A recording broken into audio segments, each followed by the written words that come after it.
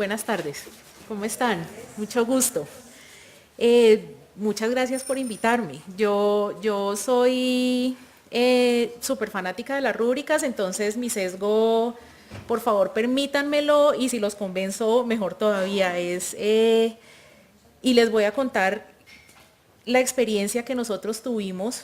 Nosotros usamos rúbricas para muchas pruebas donde tenemos evaluación, ya sea de ensayos u observación, pero en específico voy a hablarles del tema de la evaluación de carácter diagnóstico formativa, que es la evaluación que deben presentar todos los profesores en el sector oficial del Estatuto 1278, o sea, los nuevos, así se autodenominan, que están en camino para ascender o reubicarse.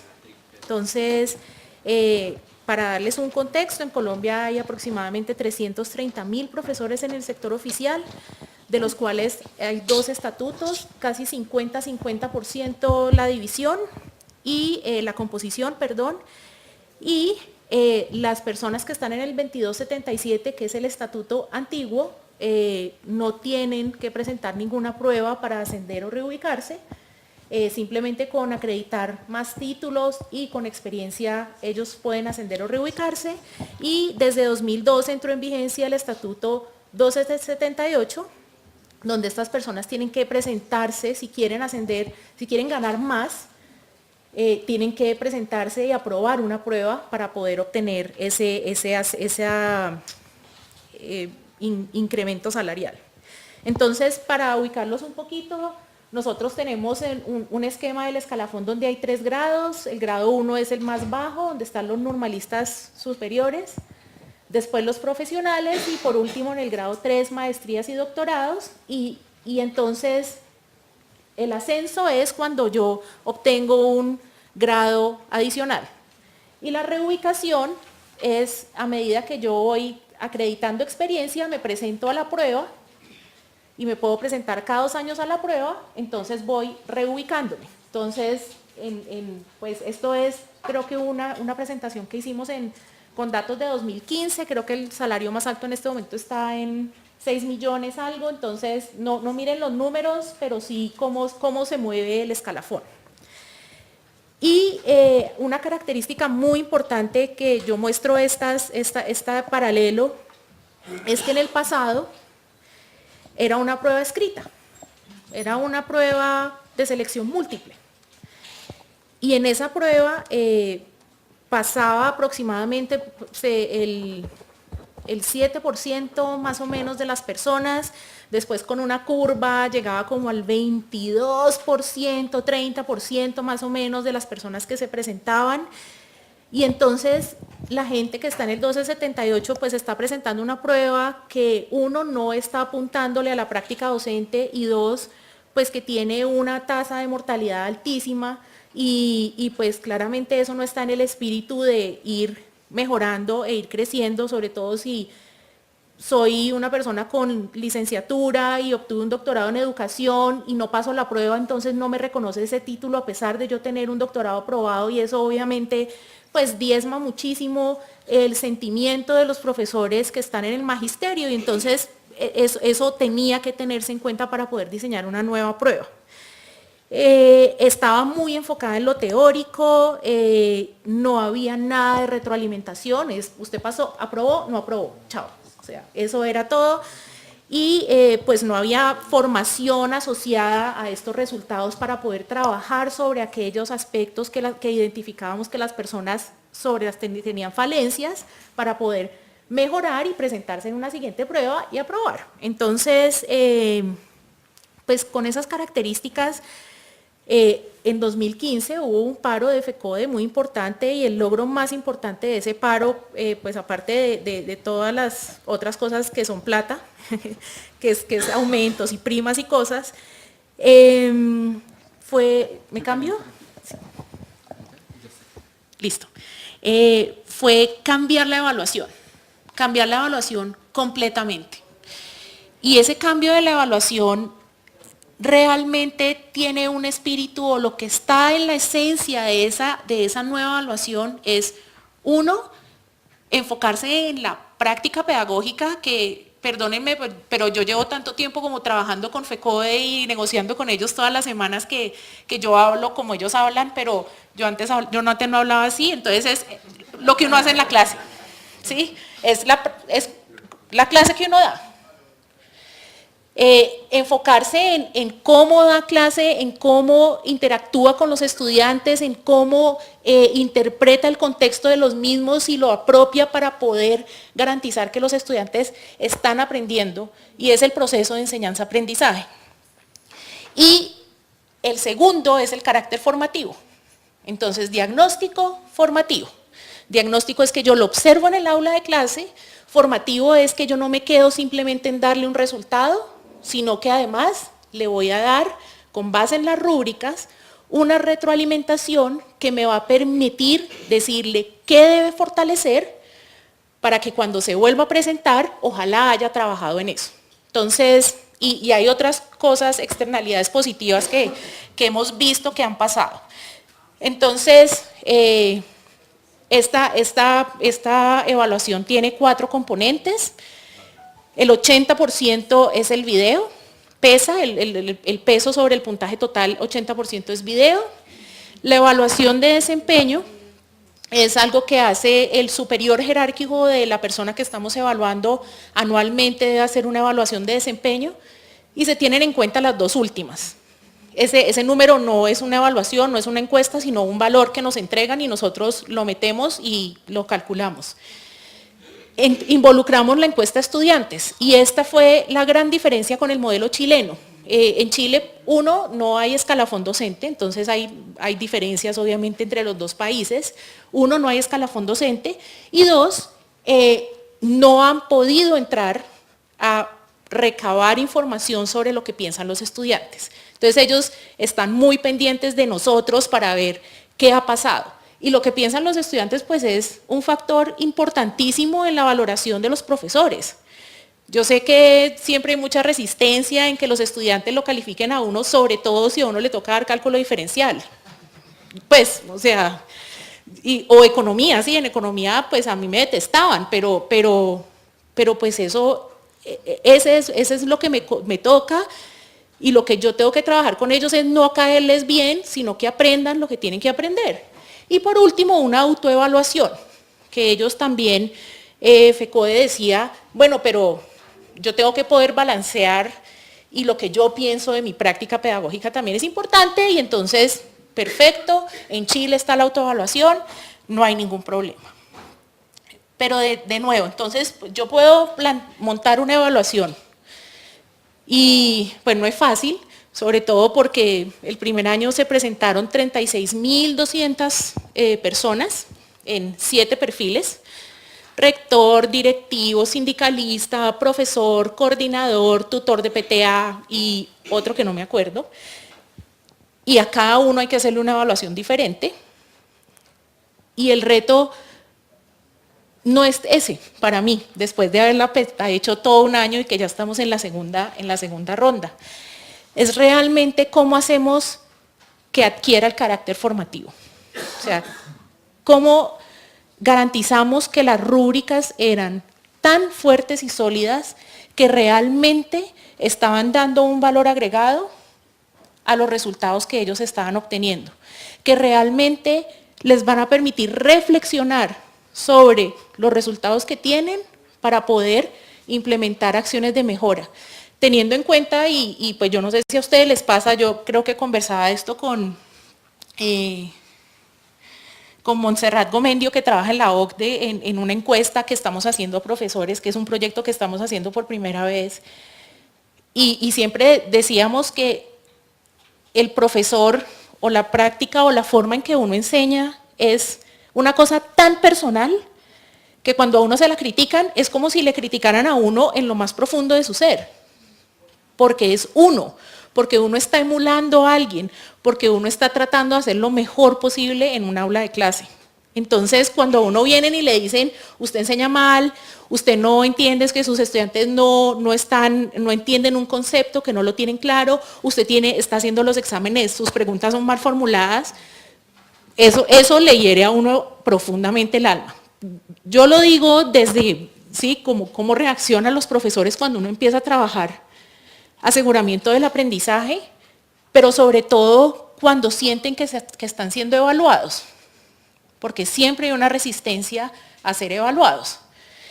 Y esto para nosotros era donde nos queríamos meter, precisamente. ¿Cómo hago yo para que esta evaluación no se quede en un puntaje, en un aprobó o no aprobó, sino que realmente permita que ellos reflexionen y puedan mejorar y podamos tener mejores profesores en el país?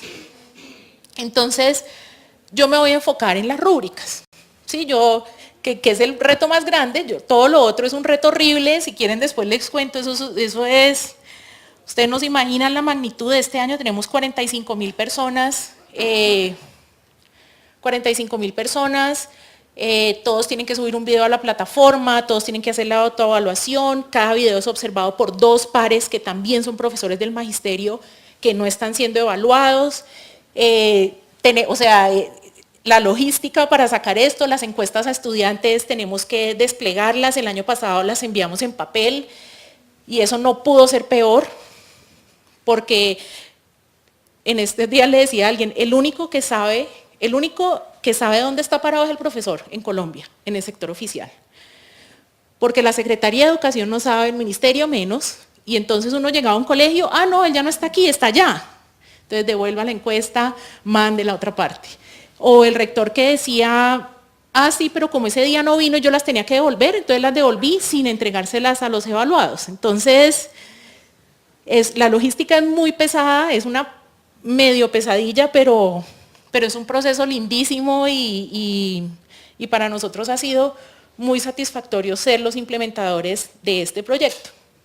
Entonces, yo siempre cuando hablo de rúbricas, pues tengo en cuenta, lo primero es que la rúbrica es el mejor ejemplo del trabajo de mejoramiento continuo, porque una rúbrica nunca está terminada, nunca.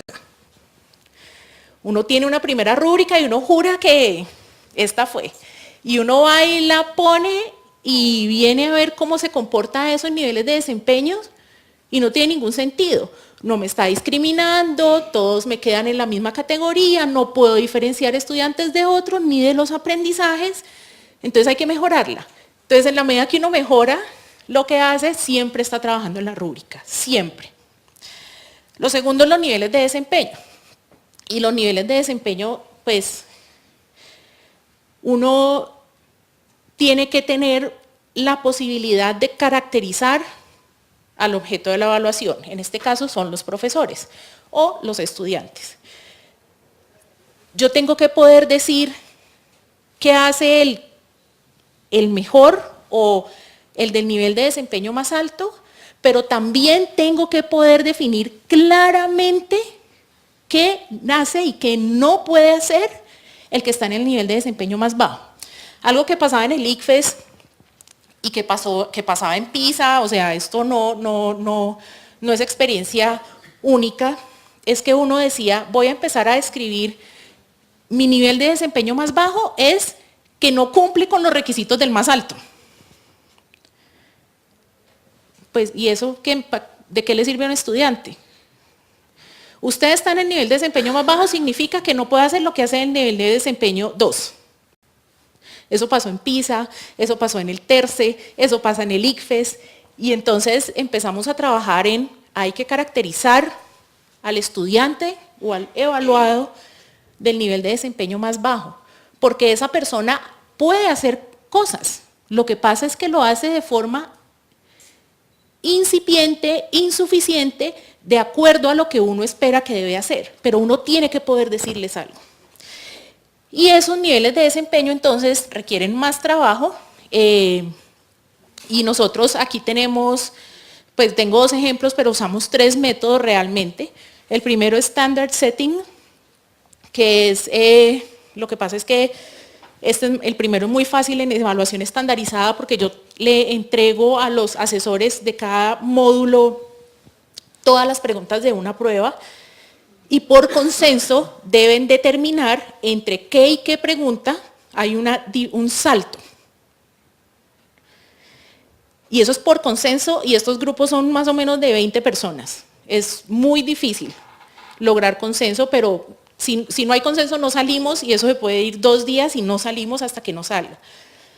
Esto nos permite a nosotros determinar grados de dificultad de preguntas y qué competencias reflejan esas preguntas que estamos evaluando. El segundo, que es el que tiene la SDF, la evaluación docente, es el de definir a partir de, en cada aspecto de evaluar, cuál es la mejor práctica, qué hace el mejor docente. Entonces, una vez uno define el que hace las cosas mejor, uno empieza a decir, bueno, el que lo hace en el nivel, en el avanzado tiene estas características, en el nivel más bajo cumple con algunas de las características, pero yo tengo que ser específico en cuáles. Y siempre uno cuando pasa por el rúbrica 101, siempre, entonces uno tiene el que hace todo perfecto, perfecto. El nivel de desempeño más bajo, bueno, es cuasi perfecto. El que hace, entonces, está en el nivel de desempeño satisfactorio, entonces es bueno. Y el que está en el nivel de desempeño insuficiente es malo. Eso no dice nada. Uno tiene que describir. Entonces, esta definición de niveles de desempeño la hicimos con FECODE. Y lo que yo siempre digo, pues si yo soy capaz de trabajar con FECODE, yo trabajo con cualquiera. Eso yo creo que ya estoy súper entrenadísima para hacer eso.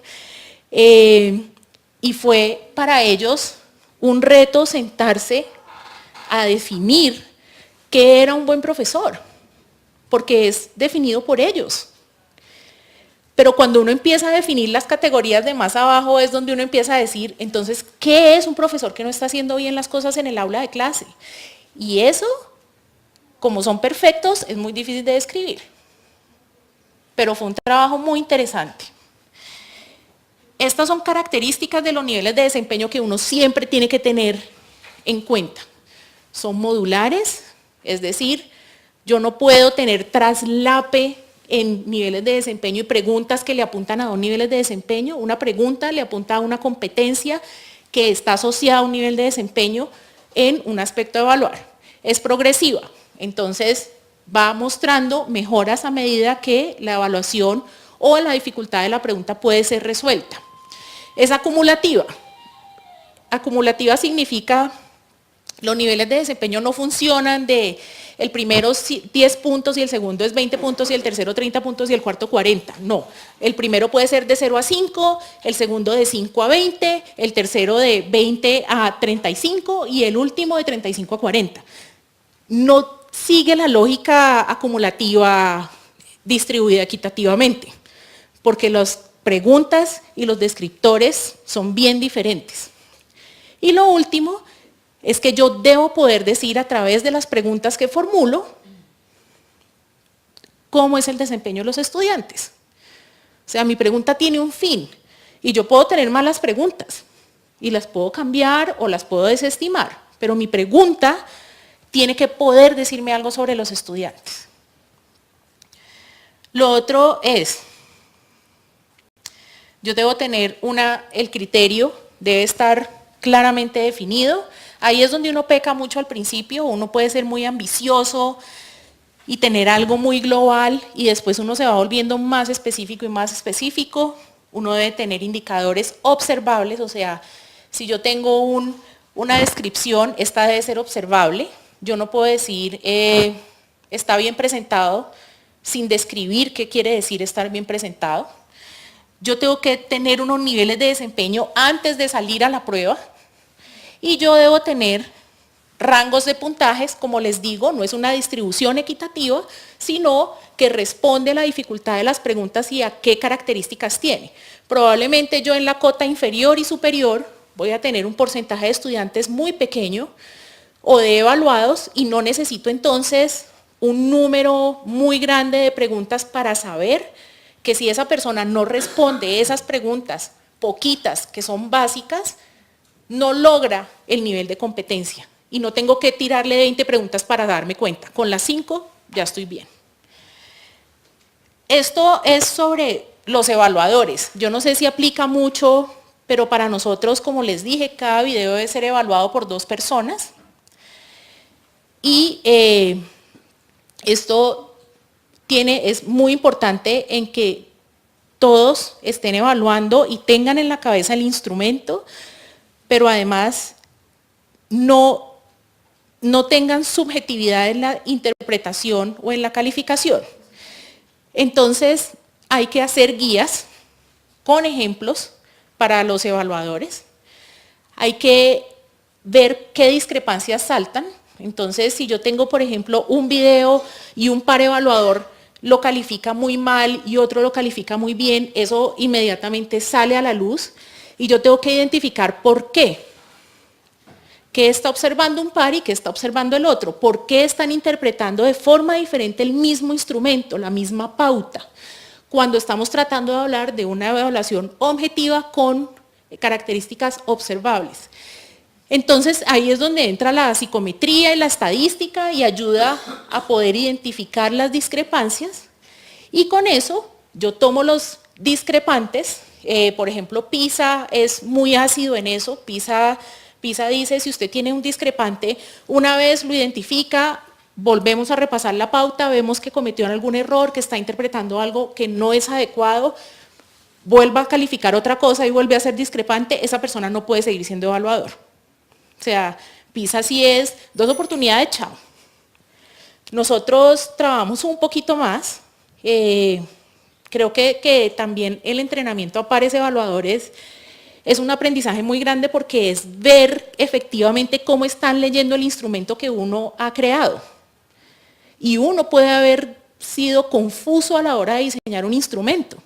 Entonces, ese trabajo con ellos es muy importante y eso se logra ejercitándose, capacitándose y recapacitándose y siempre estando pendiente de las discrepancias.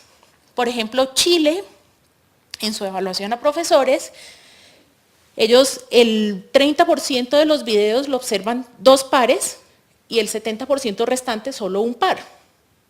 Entonces tienen como una muestra aleatoria, controlada, que va viendo que no haya discrepancias. Colombia tiene 100% doble observación.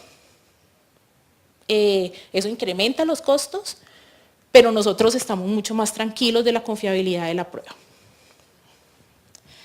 En discrepancias, entonces, siempre tenemos un muestreo nacional que es de expertos que son los primeros que ven la pauta. Entonces, antes de botársela al par evaluador, yo tengo expertos que están observando videos y calificando usando la pauta.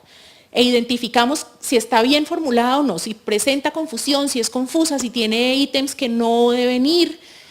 Y nosotros vemos también cuáles son los límites de tolerancia en las diferencias entre 2 pares evaluadores porque no tienen que ser idénticos al 100%, tenemos un margen de diferencia. Lo segundo es realizar las verificaciones estadísticas y cualitativas de los juicios que emiten los pares. Vemos la consistencia estadística y pues para eso lo más utilizado es el capa de Cohen que permite, o sea, de mayor a 0.85, si yo tengo más de 15% de diferencia, entonces me bota a mí la alerta y eso se tiene que ir a un tercer evaluador que me va a dirimir la discrepancia.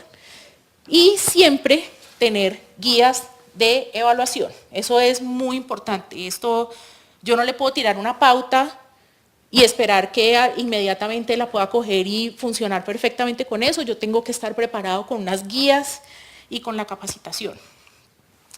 En cuanto a los resultados, de nuevo la retroalimentación de los criterios y aspectos a evaluar, la revisión de las descripciones de criterios, y siempre hacer ajustes pertinentes al evaluado. Ahora vamos a ver los ejemplos. Esto, pues ahí termino como en términos de qué tenemos que hacer nosotros en resultados. Y como les decía, el reto que teníamos al principio era cómo hacemos que esto sea útil para el evaluado. Entonces les voy a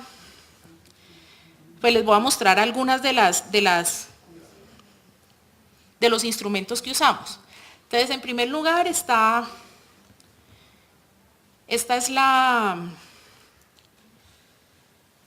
es el de docentes de aula, pero hay para todos los perfiles. Entonces, lo que aquí tenemos criterio, componente, aspecto, evaluar. Esos tres son, nosotros usamos el modelo, qué pena, yo no dije eso, el modelo basado en evidencias para poder hacer, para construir nuestras pautas de evaluación, y así está marcado los pares evaluadores tienen que tener ese modelo muy claro. Esto está construido, esto es una rúbrica vista de una forma un poco diferente, pero lo tenemos 3 criterios grandes que tienen varios componentes inmersos, y el aspecto de evaluar es el que me determina a mí específicamente yo qué estoy observando de cada uno de los perfiles que voy a evaluar. Y acto seguido tengo la caracterización de cada uno de los niveles de desempeño. Esta información es pública. Entonces un docente de aula sabe qué vamos a evaluar y además sabe cómo es un docente que hace las cosas bien. Esto no es que yo lo tengo y entonces no le voy a mostrar, pero si usted es bueno o es malo le digo, no, yo le estoy diciendo de entrada, esta es la matriz, esta es mi rúbrica, y con esto es lo que yo lo voy a evaluar. Y así todo les va mal. Pero a mí eso me parecía impresionante. O sea, era inconcebible, pero pasa. Entonces, uno es, la rúbrica es pública. La segunda, tenemos el reporte de resultados. Entonces, este es cómo se interpretan los resultados de cada profesor. Entonces, una cosa es cómo es la matriz, y ahora cuando le entrego los resultados, yo le voy a entregar sus resultados, pero además le voy a entregar una guía de cómo interpretar los resultados. Entonces me está diciendo, estos son puros ejemplos, ¿cuánto fue el puntaje global? Tiene que sacar más de 80 para aprobar, por lo tanto no aprueba. En el video que pesa el 80% sacó 75, obviamente eso es lo que más va a pesar sobre la calificación final. En la evaluación de desempeño 65, en encuesta de estudiantes 80 y en autoevaluación 55. ¿Qué observamos nosotros con los resultados? La autoevaluación, el promedio fue como 92. O sea, todos son perfectos. ¡Qué maravilla! Y los que más se dieron duro, los dos perfiles que más se dieron duro, que fueron más autocríticos, que era lo que esperábamos, fueron los tutores del programa Todos Aprender y los coordinadores, que fue muy chévere observar esas diferencias en los perfiles. En los videos fue el único instrumento con capacidad de discriminación. Discriminación, ¿qué quiere decir? Me permite identificar gente buena, de no tan buena, de mala. La evaluación de desempeño, eso siempre tiene pues como una cosita política, porque entonces si el rector le cae mal, entonces él siempre me califica mal, y eso siempre tiene tutelas alrededor, y eso tiene un montón de problemas. También el promedio fue como 85, si no estoy mal, con una variancia súper chiquita. Y en la encuesta de estudiantes, sorpresivamente, que nosotros esperábamos ver un instrumento que también tuviera capacidad de discriminación, no la observamos. Parte de ello es la razón por la cual este año no vamos a mandarle las encuestas al colegio para que la apliquen y me la devuelvan, sino que vamos a ir, un ejército de gente va a ir a cada colegio donde hay evaluados y va a entregarle en tabletas.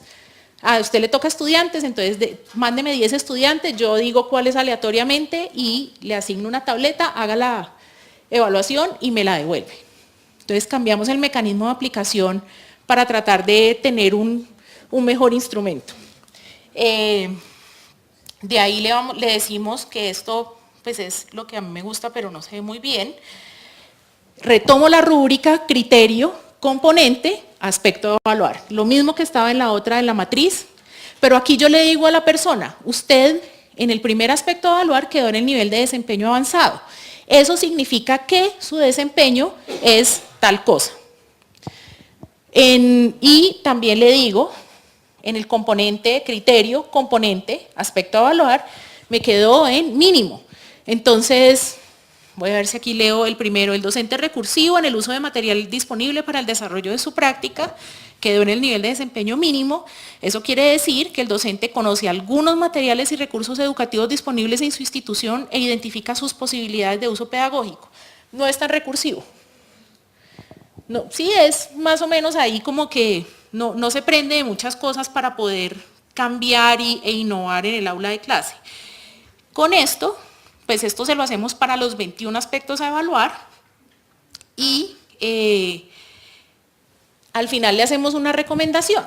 Entonces le decimos, recomendamos hacer énfasis en los criterios, reflexión y planeación de la práctica educativa y pedagógica y praxis pedagógica en caso de tener que hacer un curso de formación. Entonces, tomando todo el resultado de la rúbrica, nosotros le decimos, teniendo en cuenta un conteo, ese ya es muy básico de en qué aspectos a evaluar tenía el mayor número de mínimos, decimos que en eso tiene que reforzar. Y con esto se armaron unos cursos que pagó parcialmente el Ministerio de Educación el año pasado, que este año va a volver a pagar a un grupo más pequeño, para que universidades diseñaran cursos con base en los resultados globales de esta evaluación. Entonces les decimos, mire, tiene que hacer más cursos, en su gran mayoría son práctica pedagógica, entonces las universidades tienen que montar un curso para que ellos tomen y si aprueban, ascienden. Entonces era como un repechaje, se llama eso, un repechaje. Y aquí les decimos cómo se calcula el puntaje global, cómo es la claridad, bueno, toda la lora pues de cómo esa persona puede construir su resultado. Esto pues, creo que aquí hay un... No, yo tenía otro, pero no lo encontré. Ah, ya. Un informe de resultados ya como se ve en la vida real. Creo que tengo uno.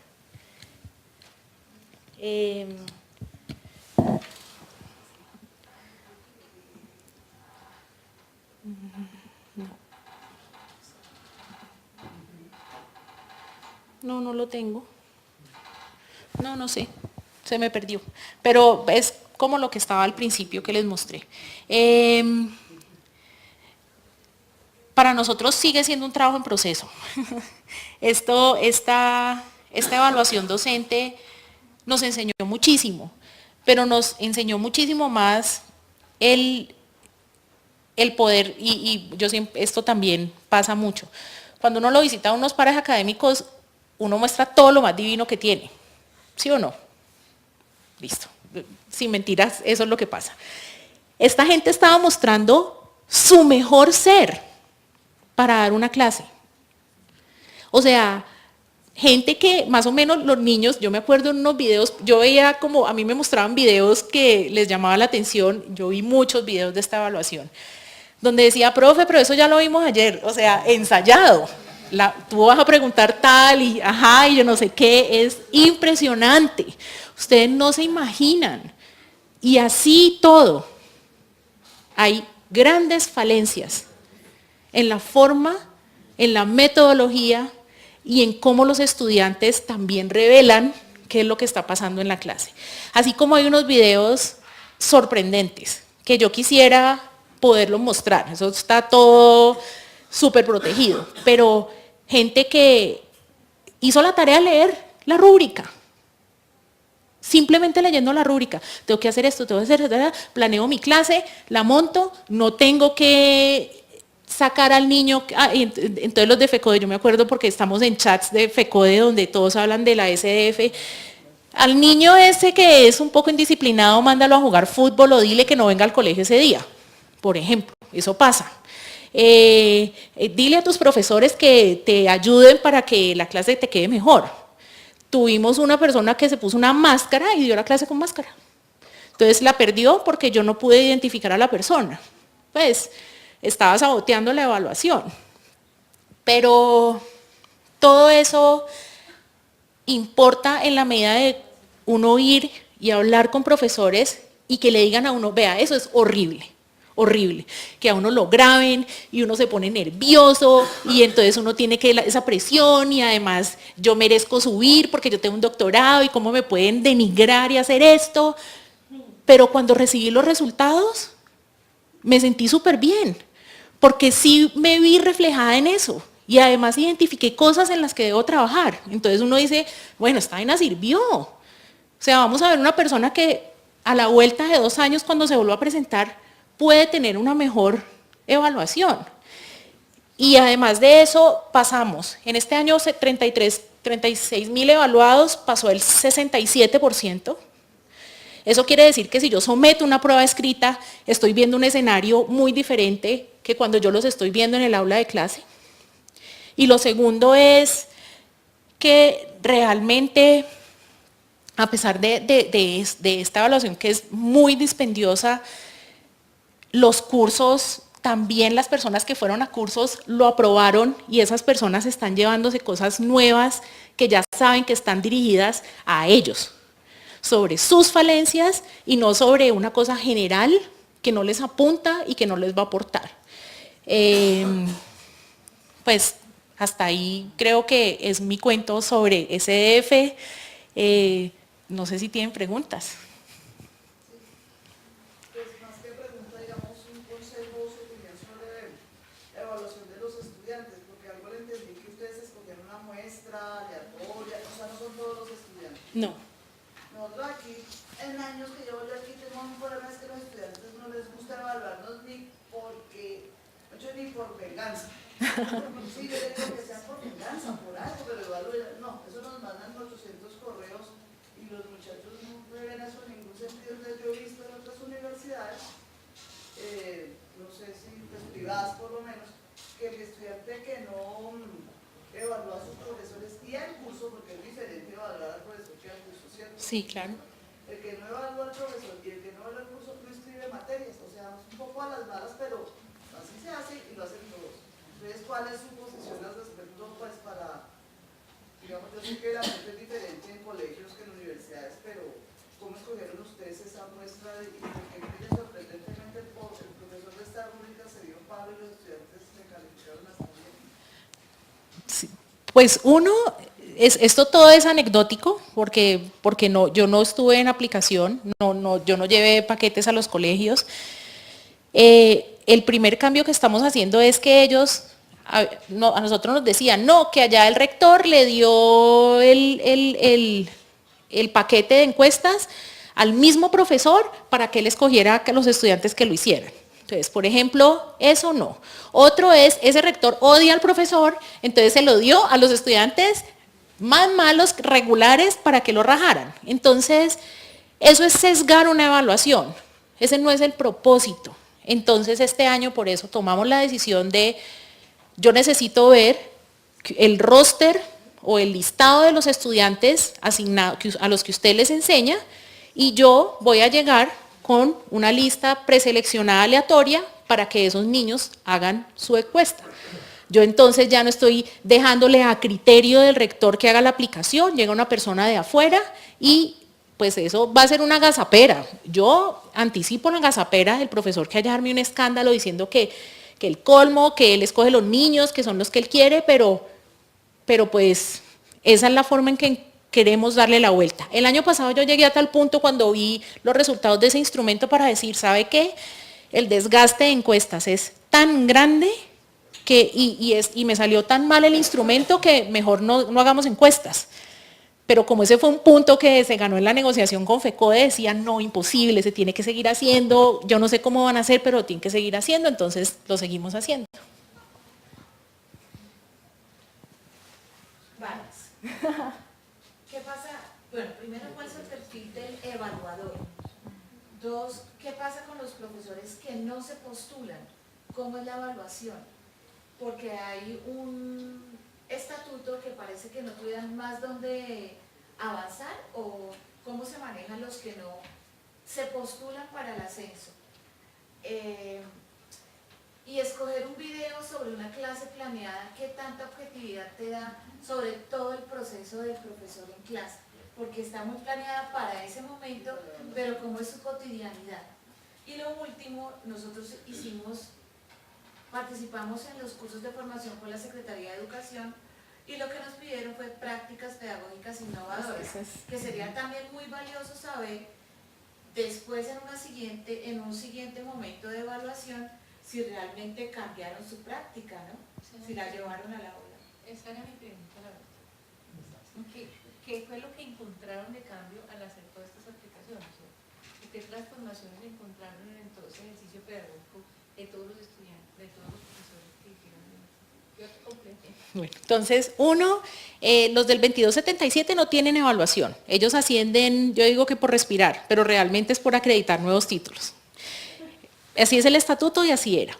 En el 1278, si yo no quiero, o sea, si yo digo esto es un atropello contra el derecho, yo no sé qué, pues no se presenta y no asciende. Ya, no pasa nada. No, no lo sacan. No, no asciende, no se reubica. Se queda donde está con el salario que tiene. No lo pueden sacar.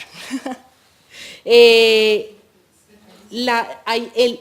único insumo para poder sacar a un docente es la evaluación de desempeño que hacen los rectores a los estudiantes.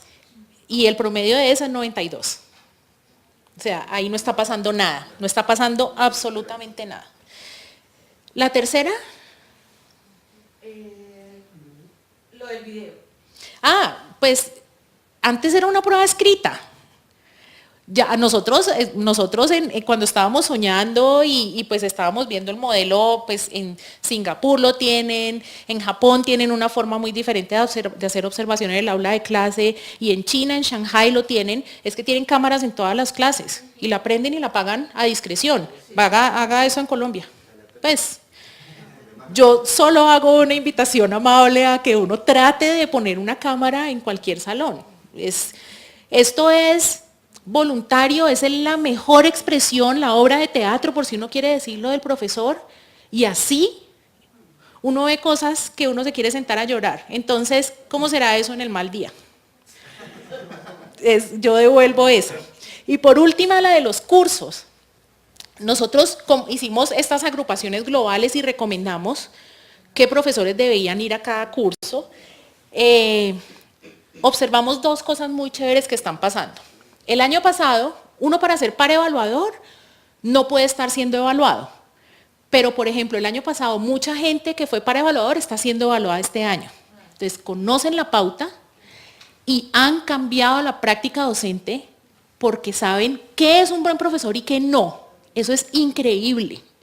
Se han vuelto pares evaluadores del colegio, que esa es otra externalidad positiva. Entonces van y observan, eso que aquí no pasa, o sea, a mi clase no se mete nadie, pues ahora sí pasa. Venga, es que yo quiero que venga porque me toca a mí, para ver qué tengo que hacer y yo no sé qué, está pasando.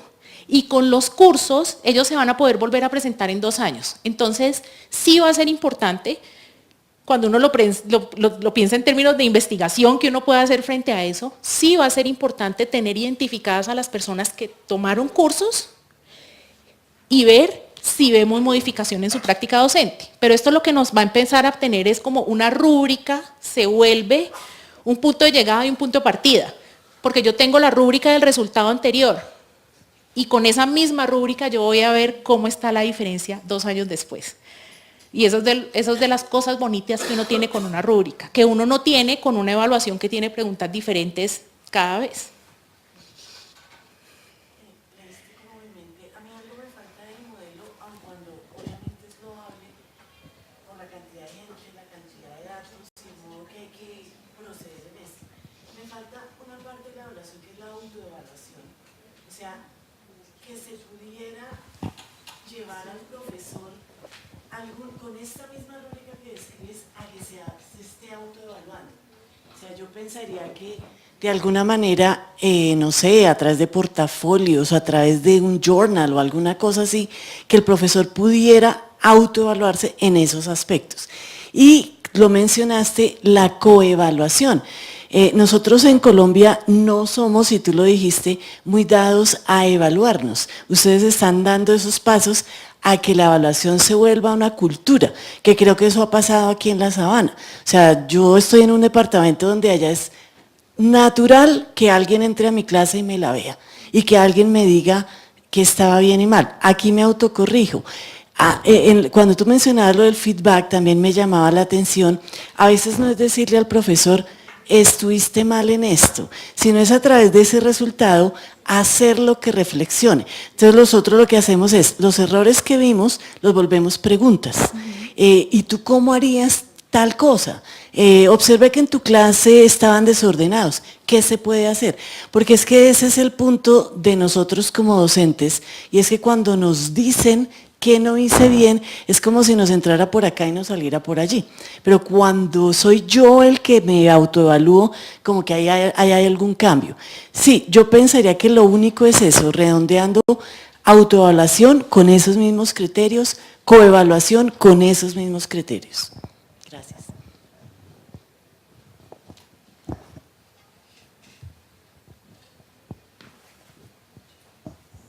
¿No más?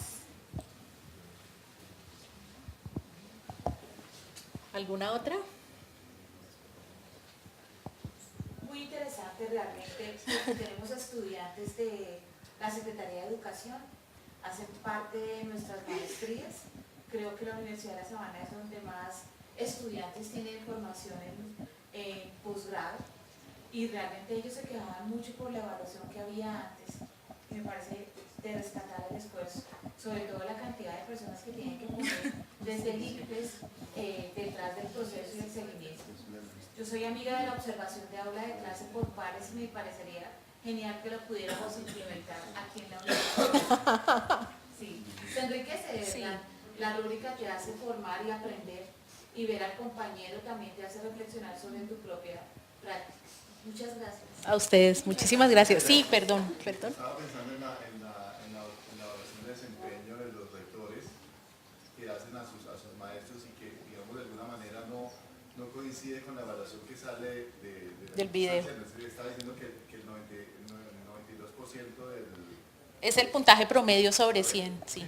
Entonces, yo no sé si esa evaluación de desempeño se pueda modificar dentro del papel que tiene el rector, porque son, digamos, un rector que tiene infinidad de cosas para hacer, ¿sí? Y que al final del año está reuniéndose 5 o 10 minutos con su profesor. Que no conoce. Al que de pronto no le puede decir, digamos, bien las cosas, porque por lo que tú decías, que se siente porque está hablando de su trabajo. Entonces, digamos que esa evaluación está siendo muy infructuosa dentro del proceso de evaluación de los rectores, pues. Entonces, porque no refleja eso. Entonces, no sé si se pudiera pensar en una evaluación de desempeño diferente a la que está planteada, porque no está dando ningún resultado, o sea, no está mostrando nada, para mejorar nada. Sí, de hecho, yo sé que el Ministerio de Educación trabajó en una propuesta diferente de evaluación de desempeño, donde precisamente no era solo el punto de vista del rector, sino que puede ser el coordinador académico, puede ser otro profesor, como hacerla un poco más 360, pero resulta que esa es de la Comisión Nacional del Servicio Civil. Y eso, bueno, tiene unos pasos y unos tiempos que usualmente son bien lentos, pero yo sé que está la propuesta, yo sé que hay una iniciativa, la idea es darle un poco más de uso, además que se vuelva más ácida, que por ejemplo a la gente que no es buen profesor sea un insumo bueno para poder decir, usted tiene 2 evaluaciones de desempeño por debajo de 60, ya no puede continuar como profesor o entra en una prueba o cosas así, pero eso está, no sé por qué no lo copia la comisión, está en manos de la comisión en este momento, eso sí es lo que le puedo asegurar. ¿Sí? ¿Los datos se piensan liberar en algún momento de la investigación? Pues guardar todas las... Los videos no, sí. Los datos, pues eso es de la comisión también. No, mentira, eso no es de la comisión, es del ministerio. Todos los datos, yo sé que hay gente que haciendo acuerdos con el ministerio ha logrado obtener acceso a los resultados de la prueba de ingreso a la carrera docente y de ascenso y reubicación las anteriores. Yo diría que entonces esto va en línea con eso, no es del ICFES esa información nosotros administramos la prueba pero no podemos disponer de los datos. Sí se puede, lo que pasa es que muy probablemente van a haber cerrado el puntaje. Y cuando uno ve cerrado el puntaje, yo casi que digo, yo podría descartar todo y solo ver los resultados de video. Tenemos que ver cómo nos pidió el ministerio a nosotros esa información. El ICFES sí la tiene, pero no, yo sí no puedo entregarla. ¿No entran en la convocatoria esta investigación? No, esa no está, no, porque esos no son datos del ICFES. Tenía una pregunta, como usted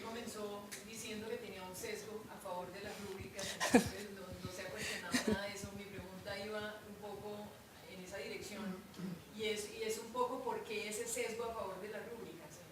Es simplemente en el ánimo de pedirle su opinión sobre el por qué la concibe como la concibe. Para nosotros, en el ICFES uno está acostumbrado a entregar un puntaje y hemos trabajado muchísimo en socializar resultados, en entregar más información.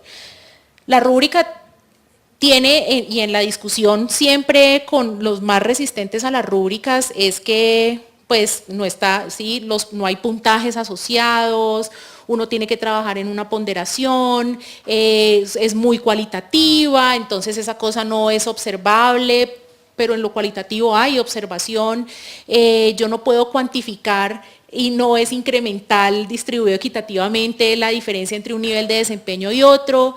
El trabajo para el diseño de una rúbrica requiere tiempo y nunca está terminada y uno tiene que entenderla y concebirla así. Entonces yo sé las limitaciones y las discusiones de las rúbricas y yo trabajo con ellas conociendo todas las limitaciones. No soy radical en que si no es rúbrica esto se cae y entonces no podemos trabajar, porque entiendo que podemos tener otras formas de trabajar, pero el valor que tiene una rúbrica para el evaluado, para mí es inconmensurable. El que yo sé qué es el criterio de evaluación, cuáles son los aspectos a evaluar y qué significa estar en cada nivel de desempeño, es inconmensurable. Frente a y esto es un reemplazo en clases donde no hay retroalimentación. Si yo tengo un profesor que se toma el trabajo de ver mi trabajo, decirme usted hizo esto mal y mire porque esto era así, yo no sé qué, y lo hace con todos esos estudiantes, muy probablemente estamos hablando de un profesor que no necesita rúbrica. Pero cuando yo estoy con un profesor que pone y entrega la nota sin explicar por qué, la rúbrica es un soporte muy valioso. Entonces, esto era como esta evaluación de carácter diagnóstico formativo antes simplemente decía aprobó o no aprobó, punto. Ahora yo le estoy diciendo, así lo evalúo, estos son los criterios y cuando usted le va mal en estos criterios, esta es la recomendación. Entonces, Es el valor agregado. sí. Entonces, en ese sentido. Sí, muchas gracias.